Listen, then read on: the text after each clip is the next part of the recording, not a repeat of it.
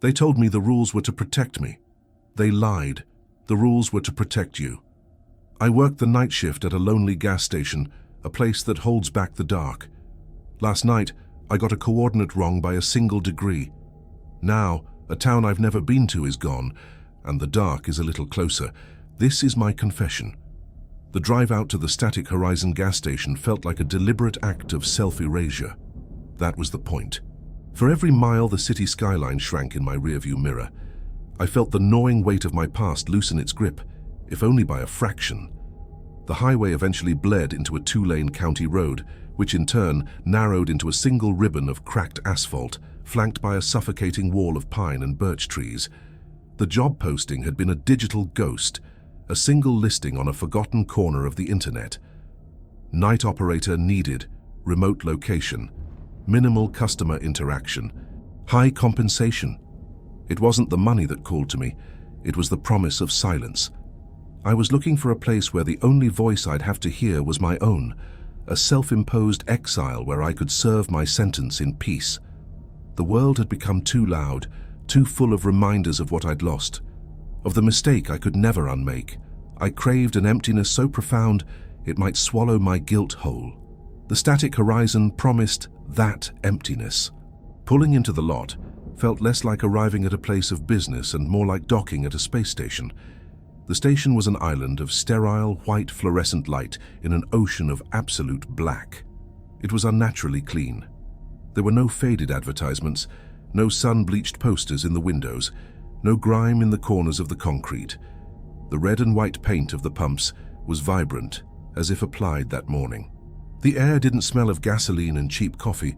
It smelled of ozone and cold, sterile air, like the moments after a lightning strike. A low, almost imperceptible hum resonated through the ground, a perfect, steady frequency that seemed to be the source of the oppressive quiet rather than a break in it. The forest around the station was dead silent. No crickets, no rustling leaves, no distant calls of nocturnal animals. It was a silence that wasn't peaceful. It was watchful. The inside of the convenience store was just as immaculate. The shelves were stocked with military precision, the candy bars and bags of chips forming perfect, colorful rectangles. The floor gleamed under the relentless buzz of the overhead lights. Behind the counter, a single stool sat waiting.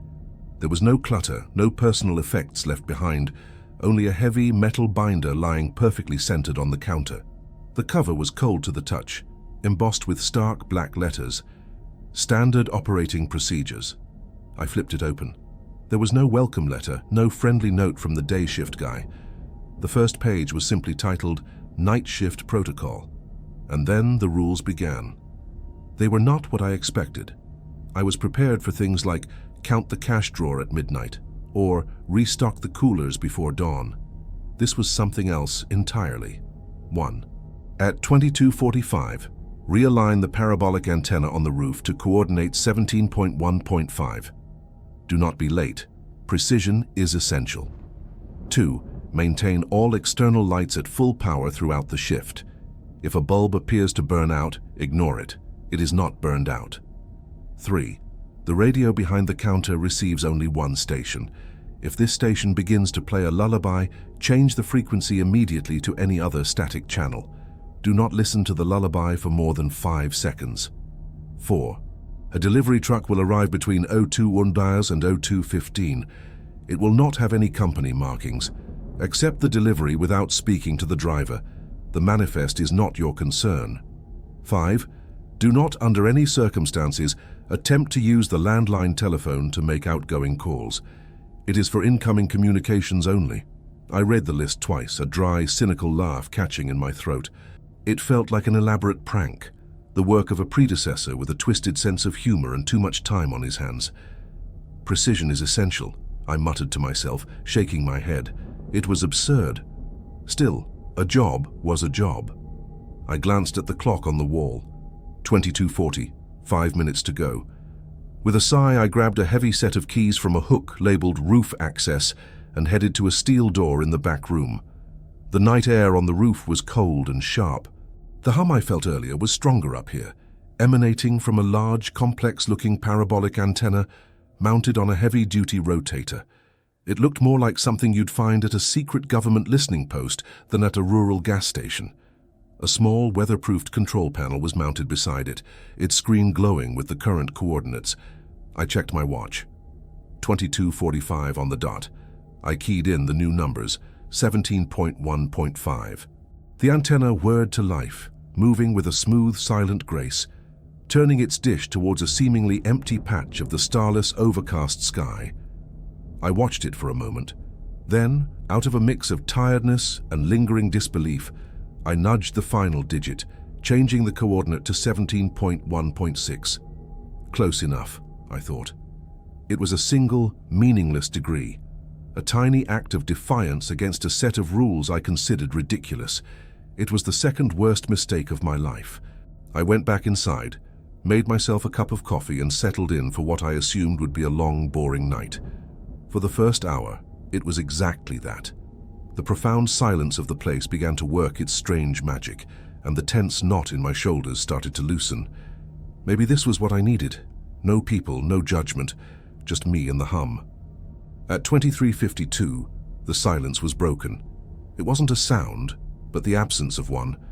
The steady, low-frequency hum of the station suddenly stopped.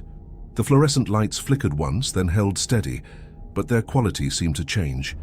The clean white light became flatter, grayer, as if it were being leached of its energy. A pressure built in my ears, the kind you feel during a sudden change in altitude. I stood up, my heart beginning to hammer against my ribs. Something felt deeply, fundamentally wrong. That's when I saw it. Headlights appeared on the road, but they were moving too slowly.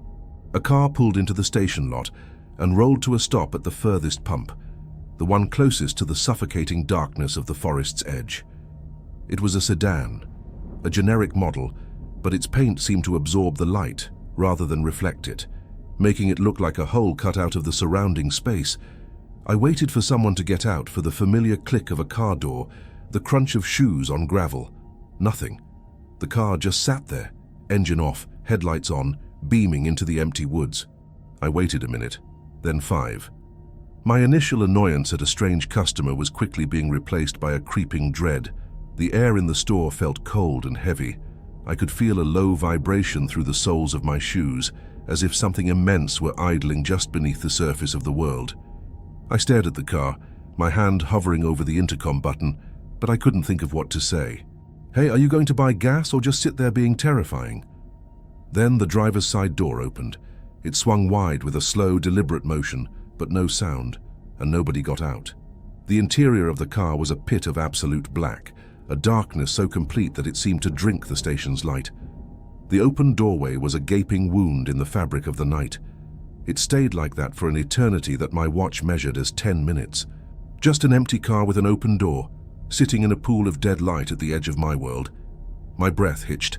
My mind, which had been so desperate for emptiness, was now screaming, racing to rationalize what I was seeing. A prank, a breakdown. Someone was passed out in the seat, just out of my line of sight. But I knew, with a certainty that chilled me to my core, I knew none of that was true. I knew that I had caused this. My 1-degree mistake. My close enough. Panic, cold and sharp, finally spurred me to action. I scrambled back to the roof access door, my hands shaking so badly I could barely fit the key in the lock. I burst out onto the roof, the cold air doing nothing to stop the sweat beading on my forehead. I rushed to the control panel, my fingers fumbling on the keypad. The screen still read 17.1.6. With a desperate jab, I corrected it, typing in the proper coordinate, 17.1.5. The antenna moved almost imperceptibly that single, infinitesimal degree, and instantly the pressure in my ears vanished. The low vibration in the ground ceased. I looked down at the parking lot. The car door was closed. A moment later, its headlights switched off. Without a sound, without a puff of exhaust, it rolled silently out of the lot and disappeared back down the road, swallowed by the darkness it came from. I stumbled back inside, my legs feeling weak. I collapsed onto the stool behind the counter, my whole body trembling. I looked at the binder, no longer with cynicism, but with a profound, soul-crushing terror. The rules weren't a joke. They weren't the ramblings of a paranoid employee. They were a set of instructions for a job I couldn't possibly comprehend. This wasn't a gas station. It was a post, a fence, a lighthouse on the shore of some unimaginable ocean. And I had just turned off the light, if only for a moment. The full weight of my new reality crashed down on me. I came here seeking silence to escape one mistake, only to find myself in a place where the smallest error could have consequences I couldn't even begin to imagine. What was that car? What was it waiting for? What would have happened if I hadn't corrected the coordinates? The questions swirled in my head, each one more terrifying than the last. The pristine, quiet station no longer felt empty. It felt like the most dangerously full place in the universe. I was alone, miles from anything, responsible for... What? What is this place guarding? And what happens if I make another mistake? If you're watching this, if you want to understand what happened next, you need to subscribe. You need to know how deep this goes. Because that silent car was just the beginning. The night was far from over. The rest of that first night was a blur of hypervigilance. I didn't sit down. I didn't drink any more coffee. I paced the immaculate floors of the convenience store, a caged animal in a sterile terrarium. My world had shrunk to the dimensions of this small building and the terrifyingly ambiguous list of rules in the metal binder. The binder was no longer a prank. It was a holy text, a catechism of survival, and I was its newest, most terrified disciple. I read the rules over and over, the words burning themselves into my memory. Each sentence, once absurd, now held the weight of a divine commandment. Precision is essential. That phrase echoed in my mind, a mocking indictment of my earlier arrogance. My shift ended as the sun began to bleed a weak grey light over the horizon. The oppressive silence of the night was replaced by the first tentative chirps of birds, a sound so normal it was jarring. A man I'd never seen before, with a weathered face and weary eyes, arrived in a beat-up pickup truck to relieve me. He didn't introduce himself, just gave me a curt nod. "Anything to report?" he asked, his voice flat and tired. I opened my mouth to tell him everything. The silent car, the antenna, the soul-freezing certainty that we were guarding the edge of oblivion. But the look in his eyes stopped me. It was a look of profound, settled exhaustion, the kind you see in soldiers who have been on the front lines for too long. He already knew. He didn't need my panicked rambling to confirm the reality he lived every day. "No," I heard myself say, the lie tasting like ash. Quiet night. He nodded again, a flicker of something. Disappointment, relief, in his expression. "That's the best kind. Get some sleep, kid." Night comes back around quick. I spent the day in a small furnished cabin set a few hundred yards back from the station, a detail the job listing had conveniently omitted. Sleep was impossible. Every time I closed my eyes, I saw that gaping black doorway, that silent, waiting car. I spent the daylight hours in a state of anxious dread, watching the sun crawl across the sky, knowing with every passing minute that I was closer to my next shift. I was closer to the dark. When I returned to the station that evening, the binder was waiting for me on the counter, exactly where I'd left it. I opened it, my hands tracing the typewritten letters. My work wasn't just about the antenna. There were other procedures, other rituals to perform. My shift began at 22. At precisely 22:45, I realigned the antenna, my fingers steady and deliberate this time, checking and double-checking the coordinates. The moment the antenna locked into place, I felt that subtle shift in the atmosphere again, the hum of the station settling into its protective thrum. I was sealed in. The watch had begun. I turned my attention to the next rule. Rule number 2. Maintain all external lights at full power throughout the shift. If a bulb appears to burn out, ignore it. It is not burned out. This seemed straightforward enough, a matter of flipping a switch. But as the night deepened, I began to understand its true significance. The lights weren't just for illumination. They were a wall. I started watching the security monitors, 4 black and white screens that showed the perimeter of the station. For hours, they showed nothing but the empty parking lot, the silent pumps, and the impenetrable wall of trees. But then, just after midnight, I saw something. At the very edge of the camera's range, where the artificial light of the station dissolved into the absolute black of the forest, a shape was coalescing. It wasn't that something walked out of the woods. It was more like the darkness itself was knitting together, forming a figure. It was tall and unnaturally thin, a stark black silhouette against the slightly less black night. It stood perfectly still, a statue carved from shadow. I felt a primal fear grip me, the ancient terror of a prey animal that has just spotted its predator. I watched, barely breathing, for what felt like an hour. The figure didn't move a muscle. It just stood there, at the absolute limit of the light's reach. Then I saw another. On a different monitor to the west of the station, another figure had appeared. This one was different. It was shorter, hunched, and seemed to flicker in and out of existence like a bad television signal. One moment it was there, a knot of geometric wrongness, and the next it was gone, only to reappear a second later. They were watching, waiting. I finally understood. The light wasn't a utility, it was a barrier, a demarcation line between my reality and theirs. The static horizon wasn't just a name, it was a description of the border this place maintained. My eyes flicked to a light pole at the far end of the lot. The bulb on top sputtered, flickered, and went out, plunging that corner into shadow. My first instinct was to panic, to look for a circuit breaker or a replacement bulb, but the rule echoed in my head. If a bulb appears to burn out, ignore it. It is not burned out. I forced myself to look back at the monitor. The tall, thin figure was still there, but it had taken a single step forward, its form now occupying the new patch of darkness. It was testing the perimeter. The light wasn't gone. My ability to perceive it was. The bulb was still broadcasting its power, its function, but on a level I couldn't see. The figure, however, could, and it had stopped at a new, invisible line. My job wasn't just to follow the rules, but to trust them more than my own senses. At 020, my blood ran cold. I heard the faint crunch of tires on gravel.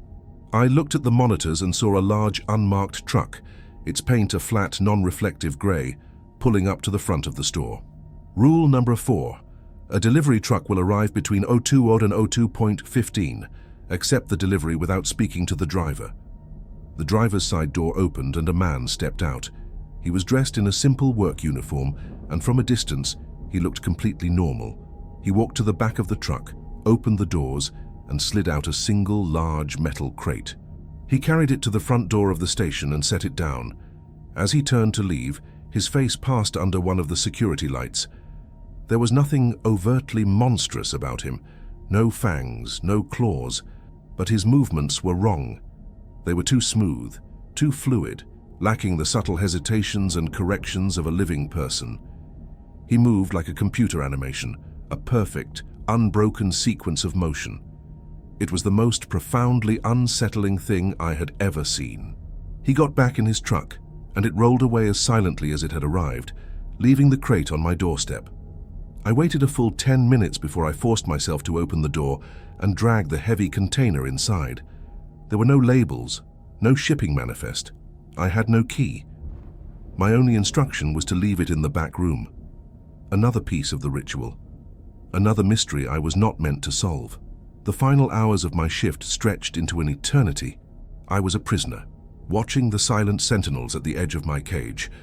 The tall one, the flickering one, and now a third, a shape that seemed to be made of a swarm of insects, constantly shifting and reforming its vaguely humanoid shape. They never crossed the line, but their presence was a psychological torment, a constant screaming reminder that the world I knew was a fragile bubble, and I was standing on its thinnest point. It was around 04:30, when the exhaustion and paranoia were at their peak, that it happened. The radio, which had been emitting a soft, constant static, suddenly changed. A tinny, melodic tune began to play. A children's lullaby. My heart seized in my chest. Rule number 3. If this station begins to play a lullaby, change the frequency immediately. Do not listen to the lullaby for more than 5 seconds. The melody was simple, childlike, but beneath it there was a discordant quality. A note that was slightly off-key, making the whole thing sound profoundly sinister. For a second, I was frozen, my mind struggling to process the sudden shift. Then, under the music, I heard something else. A whisper. It was a woman's voice, faint, and laced with static, but I recognized it instantly. And it spoke a single sentence, a phrase that ripped through me, a secret shame I had carried for years. "It should have been you, Alex." The voice was hers, the one from the accident. The words were the last ones I ever heard her say, a memory I had spent every single day trying and failing to suppress. My hand, reaching for the radio dial, stopped in midair. How could it know that? This wasn't a random broadcast. This was an attack. It was aimed directly at me, a poisoned arrow coated with my own guilt. The music continued, a sweet, cloying melody wrapped around that venomous whisper. 1 second passed, 2. I was mesmerized by the horror of it, the sheer personal cruelty. My trauma, my deepest wound, was being played back to me as a weapon. 3 seconds, 4.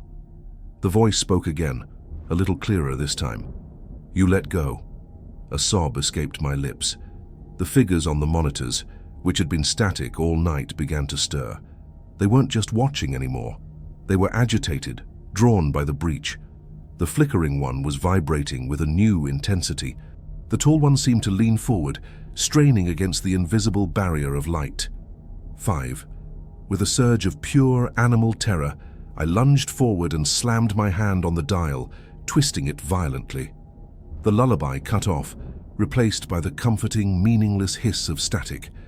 I stumbled back from the counter, gasping for air, my heart feeling like it was trying to beat its way out of my chest. I looked at the monitors. The figures had returned to their previous stillness, their agitation receding as quickly as it had appeared. The immediate threat was over. But something had changed. The attack was a revelation. The things outside weren't just mindless anomalies. They were intelligent, they were aware of me, not just as an operator but as Alex. They knew my history, my weaknesses, and they were using them to try and make me fail. The rules weren't just about maintaining a system. They were about maintaining my own discipline in the face of a deeply personal psychological assault.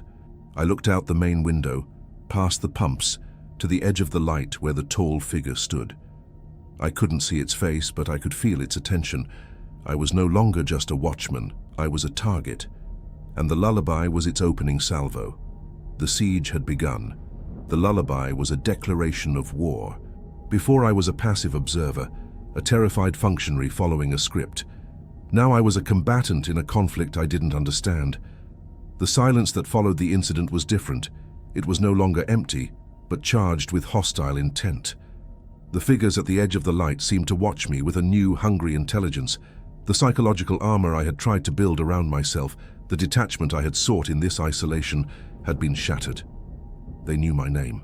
They knew my weakness. And they had a voice I could never forget. Sleep offered no escape. When I returned to the cabin, my dreams were a feverish replay of the accident, twisted and distorted by the sinister melody of the lullaby. I woke up gasping, the phantom whisper of "You let go" echoing in the quiet room. I couldn't continue like this. I couldn't spend months or years as a sitting duck, waiting for the next psychological assault. Fear is a paralyzer, but when it's acute enough, it can become a catalyst. My terror was curdling into a desperate, ferocious need for answers. What is this place? Who built it? And what exactly am I keeping at bay? That night I returned to the station not with dread, but with a grim purpose. After meticulously completing the antenna alignment, my first priority, I began to search. The station's sterile, impersonal environment suddenly seemed like a facade, a clean room built around a rotten core. I started behind the counter, running my hands along every surface, knocking on every panel. The building was solid, meticulously constructed. There were no obvious loose floorboards, no hidden panels in the walls. It felt like a vault. My search led me to the back room, where the unmarked crate from the previous night sat, a block of cold, silent metal. I examined it more closely. It was seamless, with no visible locks or hinges. It was less like a container, and more like a solid block of steel. Whatever was inside was meant to stay there. My attention shifted to the floor. The concrete was smooth and perfectly level, except for one small section underneath a heavy metal shelving unit. There I noticed faint lines, almost invisible unless the light hit them just right, suggesting a section of the floor was separate from the rest. With a surge of adrenaline, I emptied the shelf, the clatter of oil cans and cleaning supplies echoing in the silent room. The unit was bolted to the floor. It took me nearly an hour with a wrench from a forgotten toolkit, my knuckles raw and bleeding by the time the last bolt came free. I slid the heavy shelving unit aside, revealing what I had suspected: a square trapdoor flush with the floor, with a small recessed handle. It wasn't locked, it was just hidden. I pulled it open, revealing a dark, narrow space beneath the floor. The air that rose from it was cold and smelled of dust, ozone, and old paper. Inside, nestled in a foam-padded compartment, were 3 thick, leather-bound logbooks. My heart hammered against my ribs. This was it, the history, the answers. I took them back to the counter, the weight of them feeling impossibly heavy. I opened the first one. The page was dated over 50 years ago. The handwriting was a neat, precise cursive, the writing of an engineer or a scientist. Operator, Finch. Day 1. The anchor is stable. The frequency is holding. The perimeter is secure. I have been briefed on the procedures, but the theoretical framework is staggering. To think that our reality is not the sole occupant, but merely the clearest signal in a sea of cosmic static. This station, this static horizon, is not a gas station. It is a lighthouse. But it does not guide ships to a safe harbor. It warns them away. It creates a pocket of stable, coherent reality, an island, and the light it projects keeps the naufragos from washing ashore. Naufragos, the shipwrecked ones. The word sent a shiver down my spine. I turned the page. Operator, Finch. Day 47. We are not dealing with ghosts or demons. Such concepts are laughably primitive. We are dealing with resonance, echoes, fragments of failed or collapsed realities that have been torn loose and now drift in the void between worlds. They are drawn to the stability of our existence like moths to a flame. They are not inherently malicious, I believe, but they are desperate and hungry. They hunger for coherence. To touch our world would be to consume it, to overwrite our reality with their own fragmented, chaotic nature. I frantically flipped through the pages, a cold sweat breaking out on my forehead. Finch's entries grew more philosophical, more detached, as he tried to comprehend the sheer scale of his duty. Then the handwriting changed. The next section was a messy, panicked scrawl, dated 20 years later. Operator, Miller. Day 92. The lullaby came on again tonight. It knew my daughter's name. How does it know these things? Finch was a fool. These things are not just resonance. They are predators. They learn. They adapt. The light keeps their bodies out, but their consciousness, it can slip through the cracks in the frequency. They whisper. They promise. They showed me my wife last night, standing at the edge of the woods, young and healthy the way she was before the cancer. She asked me to let her in. I felt a knot of ice form in my stomach. I grabbed the second logbook. The handwriting was different again, shaky and paranoid. Operator, Ivanov. Day 16. Miller was right. This is a siege. Every night is the same. They line up at the edge of the horizon, just watching. Different shapes every time. Things that look like animals made of smoke. Things that look like people walking backward. A child that is always burning, but never consumed by the flames. The rules are all that keep the walls from collapsing. The antenna is the tuning fork that keeps our reality vibrating at the right frequency. The lights are the bulwark. The deliveries, God. The deliveries. I think I know what's in the crates. They are anchors, ballast, pieces of reality so dense and stable, black box flight recorders, geological core samples, atomic clocks, that they reinforce the station's presence. We are not just guarding the border, we are actively holding it here. The final logbook was the most recent. The entries were sporadic, some only a few words. The operator's name was Sarah. Her handwriting was neat at the start, but it deteriorated into a desperate scrawl that mirrored Miller's. Operator, Sarah. Day 211. A town called Harmony Creek vanished last night. I read about it on a news clipping delivered with the morning paper. A whole town, gone. The day shift operator said the operator at Site Gamma, a sister station 100 miles west, made a mistake. He was 3 seconds too late changing the frequency during a lullaby broadcast. 3 seconds. The perimeter must have flickered, and a whole town full of people I'd just got overwritten. They're not dead. They were just tuned out, erased from the signal. This isn't about protecting the world anymore. It's about managing an inevitable slow-motion collapse. I dropped the book on the counter as if it were burning hot. My breath came in ragged gasps. The silent car, the town that wasn't there. My 1-degree mistake. What had I almost done? The scale of it was crushing, an existential vertigo that threatened to pull me under. This wasn't a job. It was a penance, yes, but not for what I had done in my past. It was a penance for the entire human race, a silent, thankless duty performed by a handful of broken people in forgotten places, holding back an ocean of insanity with nothing but a set of bizarre instructions. My personal guilt seemed so small, so insignificant in the face of this cosmic horror. I hadn't come here to be punished. I had come here to be the last line of defense. I picked up the final logbook again, my hands trembling. Near the end, I found a hastily scribbled note in the margin, next to an entry detailing how an echo had mimicked the voice of Sarah's lost brother. It wasn't a formal rule. It was a piece of desperate, hard-won advice. They will offer you trades. They will promise you whatever you've lost. They will offer you absolution. It is their most powerful weapon. The trade is always a lie. The only price is the lock on the door. As I read those words, a movement on the security monitor caught my eye. My blood turned to ice. A new figure was standing at the edge of the light. It wasn't a shifting mass of shadow or a flickering distortion. It was a woman. She was standing just at the precipice of the darkness, her form bathed in the harsh fluorescent glow. She wore a simple blue dress, the one I remembered from that last summer day. Her hair was tucked behind her ear, in that way she always did when she was thinking. Her face was perfect. Every detail, every line, every sorrowful curve of her lips was exactly as it was in my most persistent, torturous memories. It was Chloe. She didn't move. She just stood there, her expression filled with a profound, heartbreaking sadness. She looked lost, abandoned. She looked exactly as she had the moment before the accident, the moment before my world ended. My mind screamed at me. It's not real. It's resonance, it's an echo, it's a predator wearing her face. But my heart was breaking all over again. The logbook lay open on the counter. The trade is always a lie. Chloe took a single hesitant step forward, her bare feet touching the asphalt of the parking lot. She didn't cross the line into the full light, but she was closer than any of the others had ever dared to come.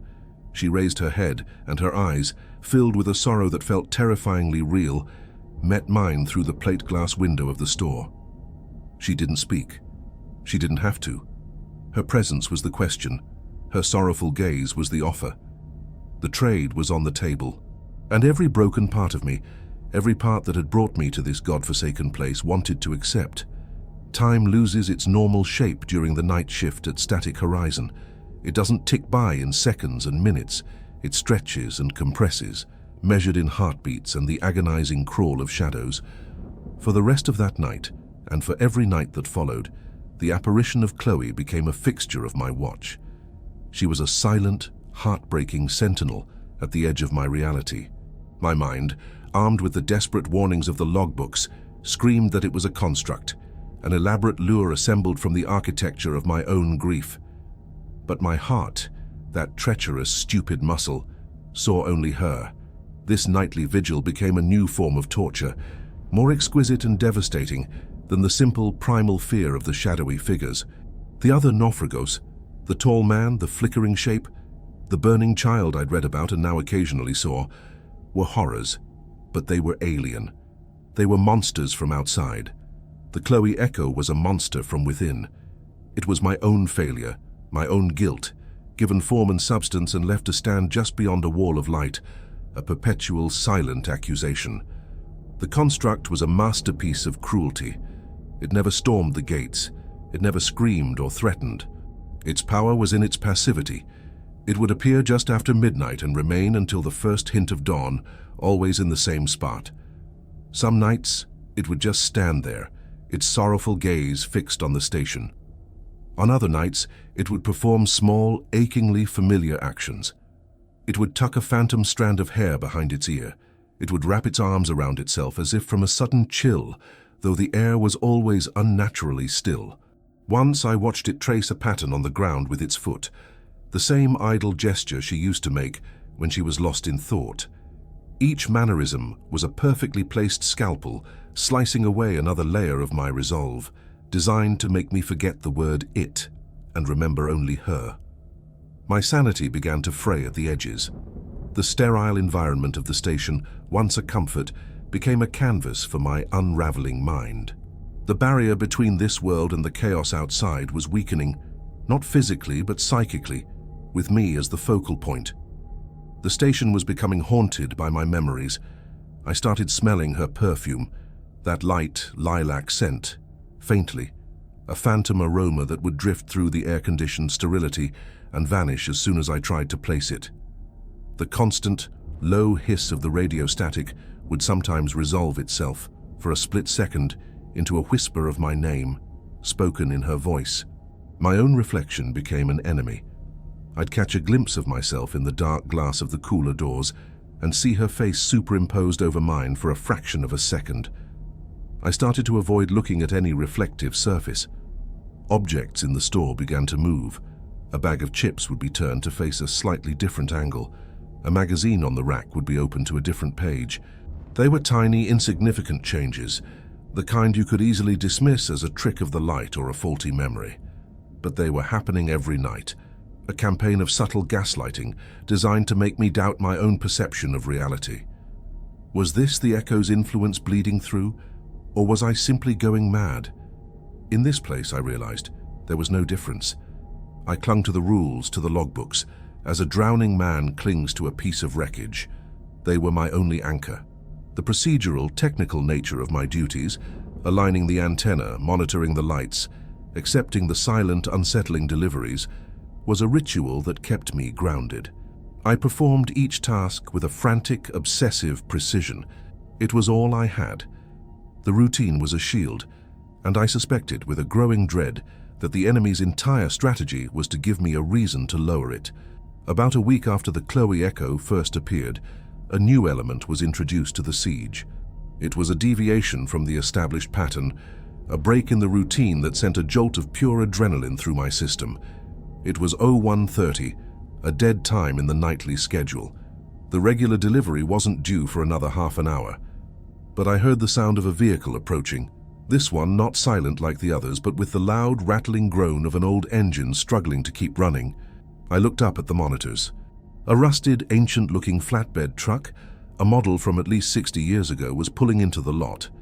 Its headlights were a sickly yellow color, cutting a weak path through the darkness. It sputtered to a halt near the front door. I immediately thought of one of Sarah's final panicked entries in her logbook. Rule number 8, a new one I'm adding myself. Never ever accept unscheduled deliveries.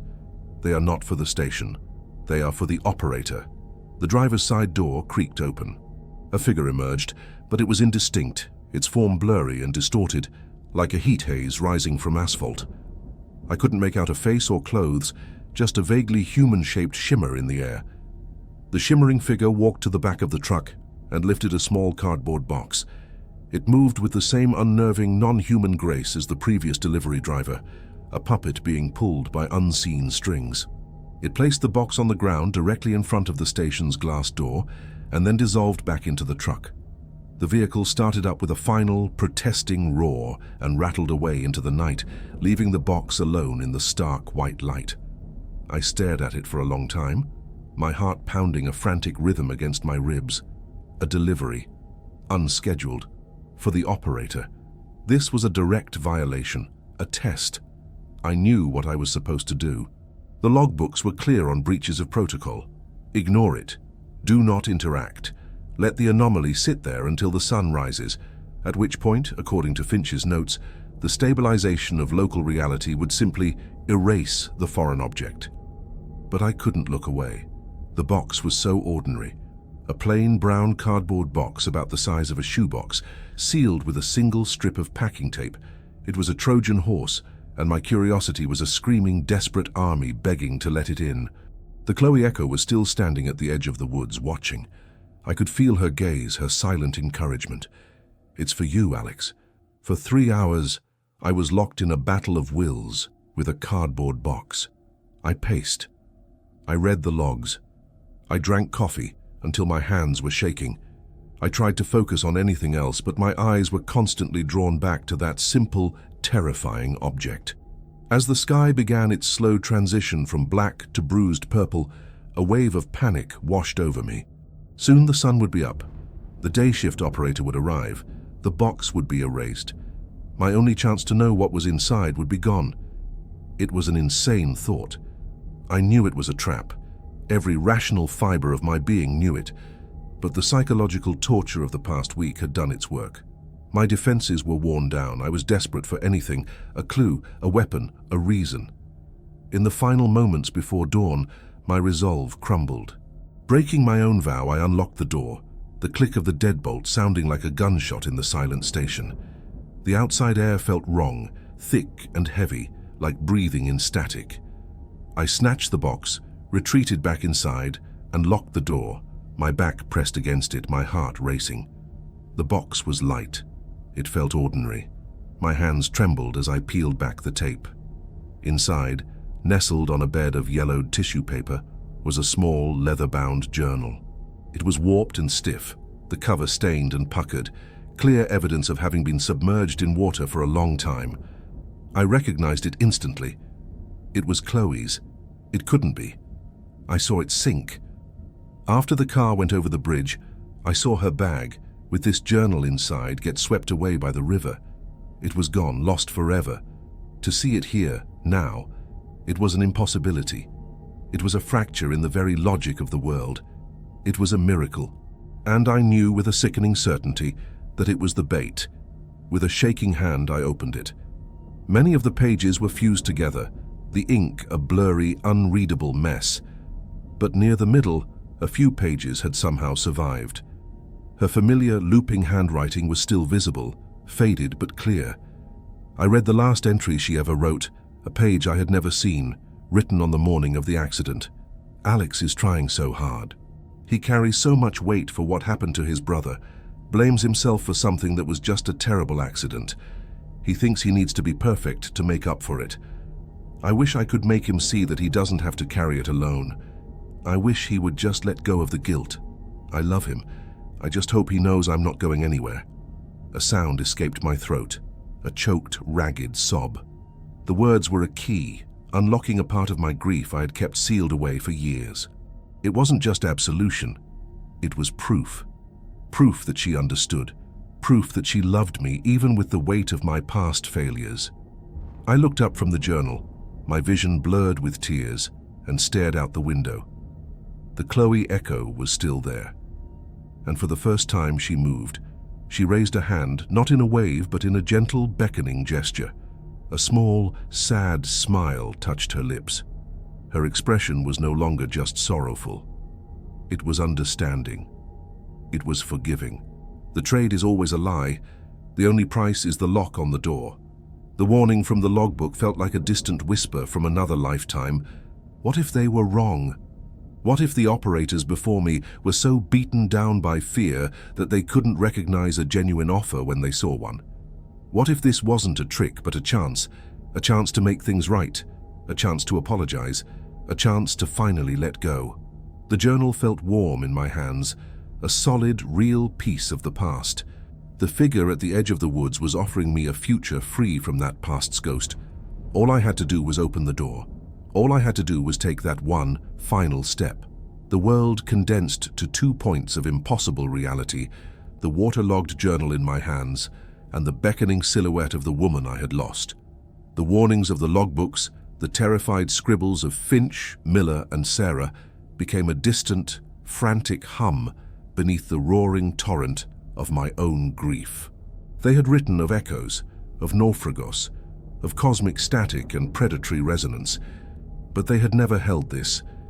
They had never felt the specific, undeniable weight of a memory made real. This journal was not a facsimile. It was not an approximation.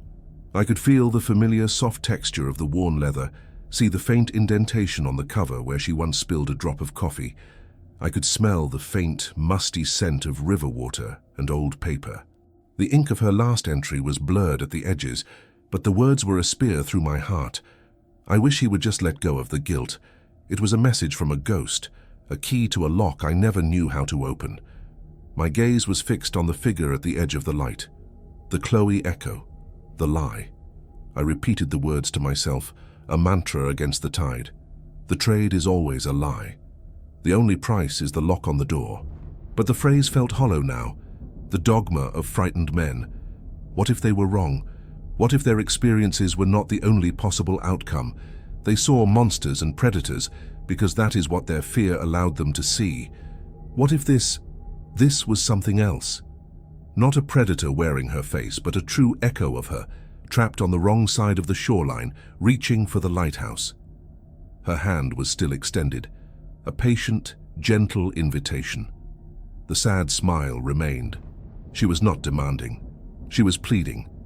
And as I watched, a new terrible detail unfolded, a flicker of movement in the absolute darkness behind her. It was one of the other shapes, the tall, thin silhouette, its form a deeper cut of black against the background.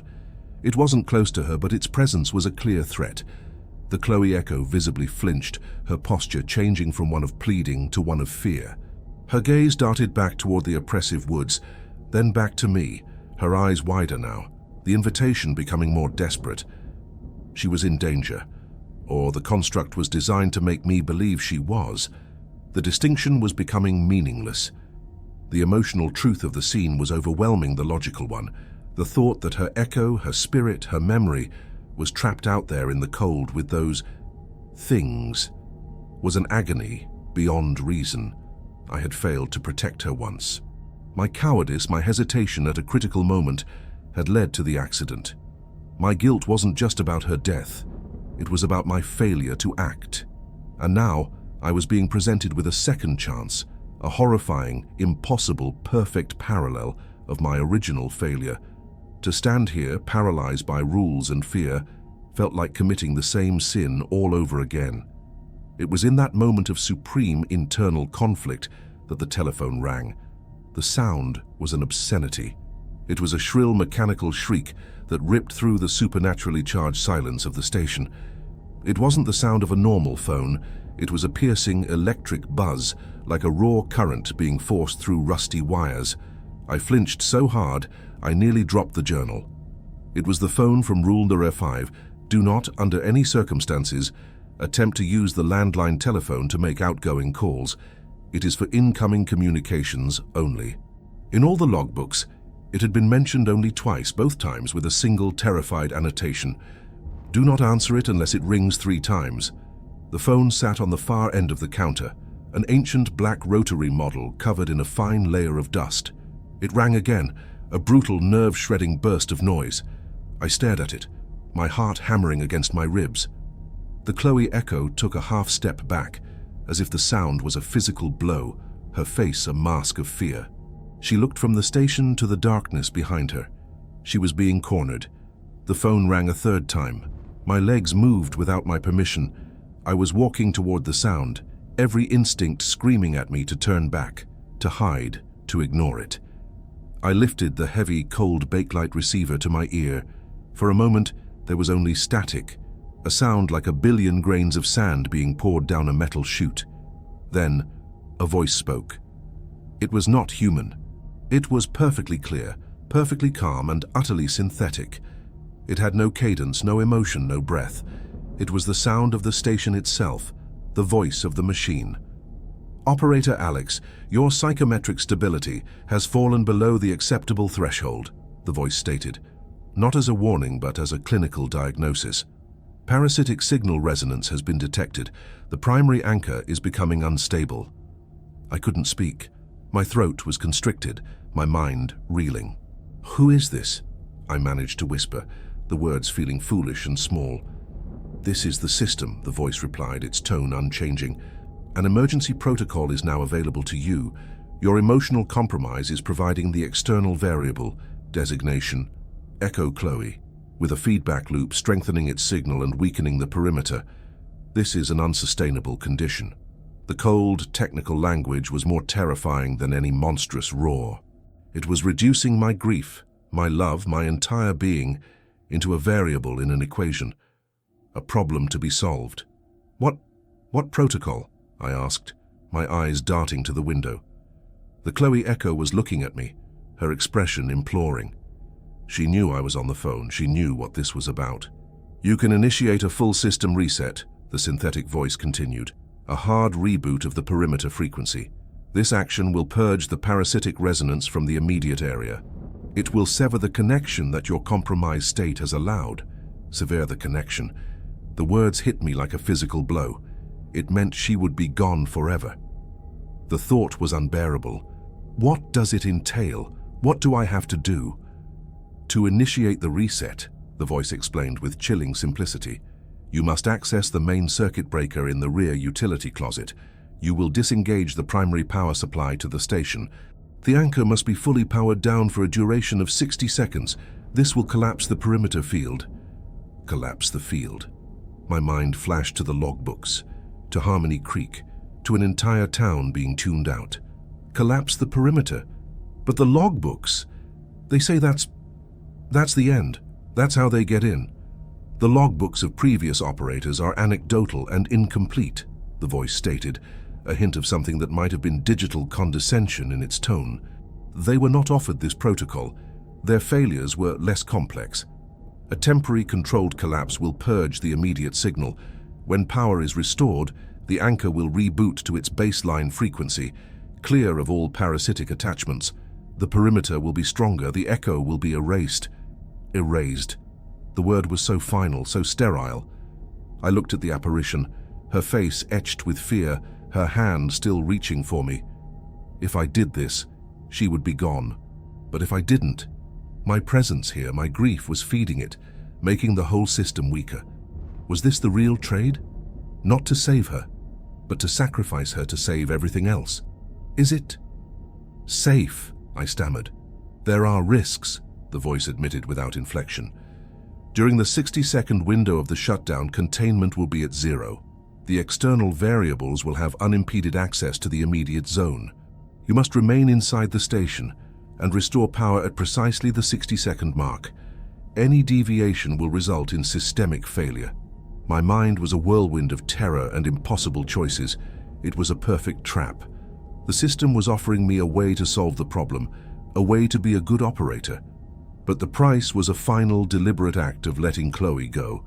To refuse was to allow my emotional compromise to continue weakening the very fabric of reality. It was a choice between my duty and my heart, and both options were unbearable. Why offer this to me now? I demanded, my voice cracking. You are the first operator to form such a symbiotic high-energy resonance with a specific external variable, the system replied. You are a unique point of failure. Therefore, you are being offered a unique solution. The choice is yours, Operator Alex. Stabilize the system, or allow your sentimentality to compromise this anchor. You have 90 seconds to decide before the offer is rescinded.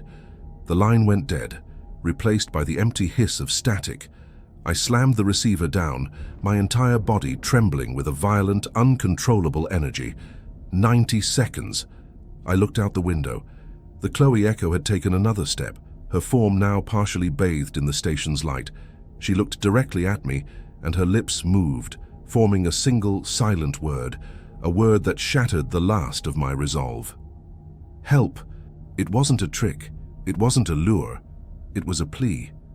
My mind raced, twisting the system's words, desperately seeking a loophole. Collapse the field. Containment at 0. Unimpeded access. The system said the reset would erase her. But the system was a machine. It thought in terms of signals and frequencies. What if it was wrong? What if for that 1 minute, that sacred, terrifying minute when the walls came down, it didn't have to be an invasion? What if it could be a rescue? What if I could open the door, bring her inside, and then restore the power? She would be on this side, saved. The system would reboot, the perimeter would be restored, and she would be here, with me. The ultimate circumvention of the rules. It was insane. It was a fantasy born of desperation and grief. But it was the only path I could see that didn't end in utter despair. The utility closet was at the back of the station, a small, cramped space smelling of dust and electricity. I stood before a large metal panel. In the center was a single, massive breaker switch, housed behind a clear plastic cover. It was painted a stark, shocking red. The word danger was stenciled above it in faded white letters. This was the heart of the lighthouse, the main switch for reality. I looked at my watch. 10 seconds left before the offer was rescinded. My hand trembled as I lifted the plastic cover. The red switch felt cold and heavy beneath my fingers. I could hear the hum of the station around me, the steady, constant frequency that held the world together. I was about to turn it off. I was about to break the first and most important rule of all. Keep the light on. The final choice was here. Do I follow the cold logic of the machine and sacrifice her to save the system? Or do I follow the desperate plea of my heart and risk everything, the station, the world, my own sanity, on the impossible chance that I can save her? What is this place truly holding back? And what happens when the dam finally breaks? Subscribe now and leave your theories in the comments, because the 60 seconds of darkness are about to begin, and I don't know what's going to come through when the light goes out. The 90 seconds of deliberation felt like a lifetime and no time at all. My decision wasn't made with logic. It was a visceral, primal choice forged in the crucible of my grief. The synthetic voice of the system, with its cold calculus of parasitic resonance and systemic failure, was just noise. The only signal that mattered was the silent plea from the woman standing at the edge of the world. I was not an operator anymore. I was just a man who had been given a second chance to answer a cry for help. My hand closed around the heavy red breaker switch. I took one last, deep breath, the sterile, ozonic air of the station filling my lungs. It felt like the last breath of a man about to step off a cliff into a storm-tossed sea. With a grunt of exertion, I pulled the switch down. The effect was instantaneous and absolute. It was not like a power outage. It was the switching off of existence itself. The humming frequency that had been the constant subliminal soundtrack to my life here vanished, and its absence was a physical blow. The pressure in my ears dropped so suddenly it made me dizzy. The relentless fluorescent lights didn't flicker and die. They were simply gone, plunging the station into a darkness more profound than any I had ever known. It was a thick, velvety, suffocating blackness that seemed to absorb all sound, all thought. For a single terrifying moment, I felt like I was the only thing left in the universe, a disembodied consciousness floating in an infinite void. My plan had been simple, heroic, and suicidally stupid. Open the front door, call to her, bring her into the sanctuary of the station, and throw the breaker back on before the minute was up. A rescue, a redemption. The plan fell apart in the first second. The darkness was disorienting, impenetrable. I couldn't see my own hand in front of my face. I stumbled out of the utility closet, my arms outstretched, banging my shins against shelves, my ears ringing in the crushing silence. The station, once a familiar cage, was now a hostile, alien landscape. I found the main counter by touch, my fingers tracing its smooth, cold edge. The front door was on the other side. I scrambled around it, my breath coming in ragged, panicked gasps. My watch had a luminous dial, a tiny pinprick of green in the oppressive black. 5 seconds had passed. As my hand found the cool metal of the door's pushbar, the silence broke. It was not a loud noise, it was a soft, wet, tearing sound, like Velcro being slowly pulled apart, and it seemed to come from everywhere at once. It was the sound of the world's fabric ripping open. A wave of cold air washed over me, carrying a scent I had never encountered before. The smell of rain on dried dust, of dying stars, and of something ancient and metallic, like old blood and ozone. The perimeter had not just collapsed, it had been breached. I shoved the door open. "Chloe!" I screamed into the night, my voice sounding thin and pathetic against the sudden, immense emptiness. There was no answer. I stood in the open doorway, a silhouette against a blackness that was no longer empty. The world outside was not the familiar forest under a starless sky. It was a churning, roiling chaos. Shapes moved in the darkness, things that had no right to exist, their forms fluid and impossible. I saw glimpses of twisted geometry, of limbs that bent at sickening angles, of eyes that shone with a cold, dead light like distant nebulae. The naufragos, the shipwrecked ones, were no longer held at bay. They were here.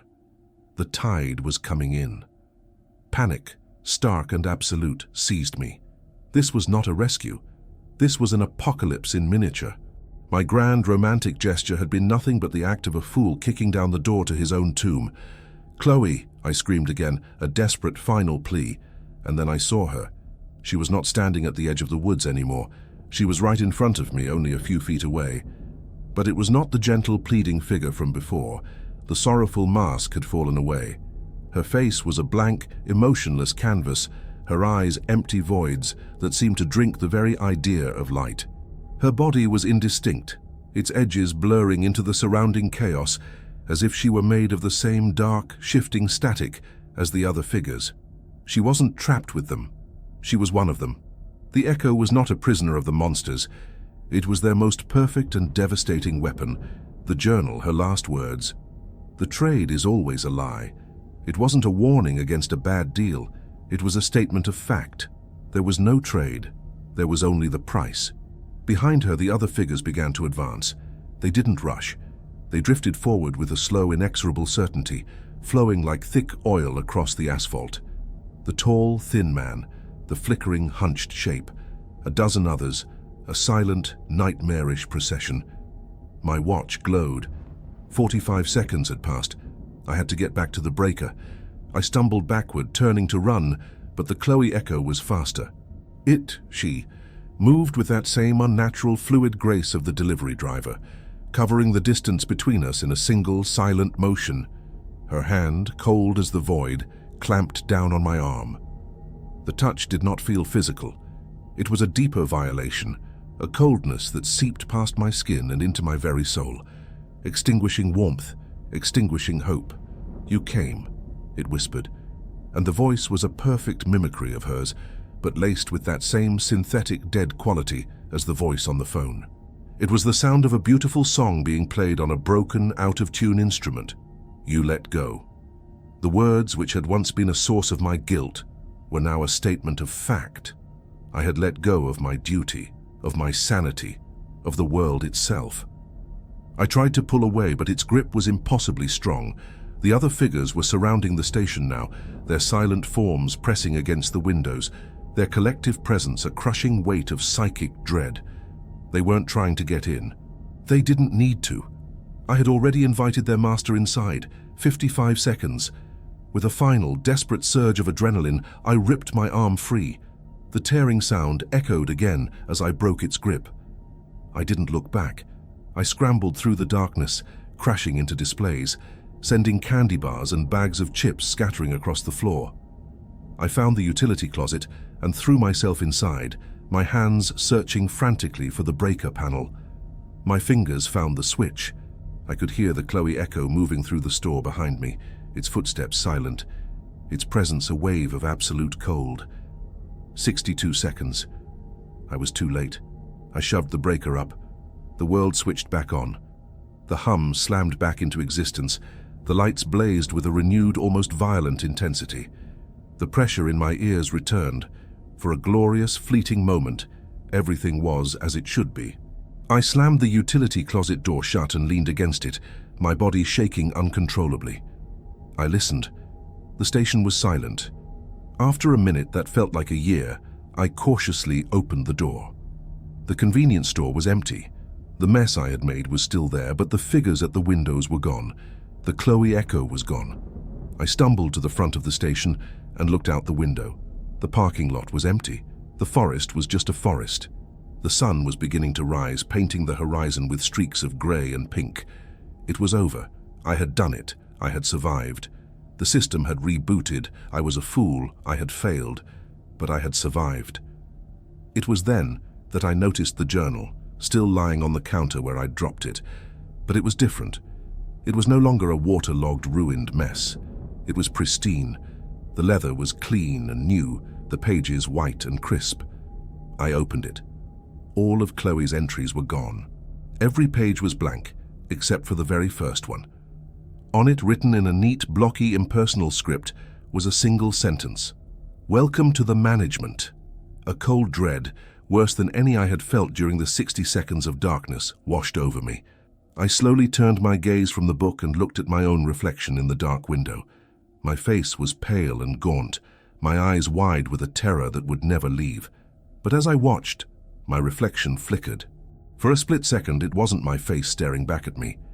It was the face of the tall, thin man. Then it flickered again, and I saw the hunched, distorted shape. Then the burning child. Then, finally, the blank, empty face of the Chloe Echo. I finally understood. The reboot wasn't for the station. It was for me. I had failed the test. I had proven myself susceptible, compromised. I was no longer fit to be the lighthouse keeper. My emotional, sentimental human core was a liability. So the system had provided a unique solution. It hadn't just purged the parasitic signal, it had integrated it. It had fixed the bug in the code. Me. My punishment was not to be killed or erased. It was to be promoted. I was the new delivery driver. I was the new figure at the edge of the woods. I was the new whisper in the static. I was no longer the guardian of the station. I had become one of its mechanisms, a piece of the trap for the next poor soul who came seeking silence. The cycle was not broken. It had simply found a new cog. My shift is over now. The sun is up. The day shift operator will be here soon, but I won't be going back to the cabin. My place is out there now, in the woods, at the edge of the light, waiting for the night to fall, waiting for the next operator, waiting to offer him the one thing he wants most in the world, because the trade is always a lie, and the door is now and forever wide open.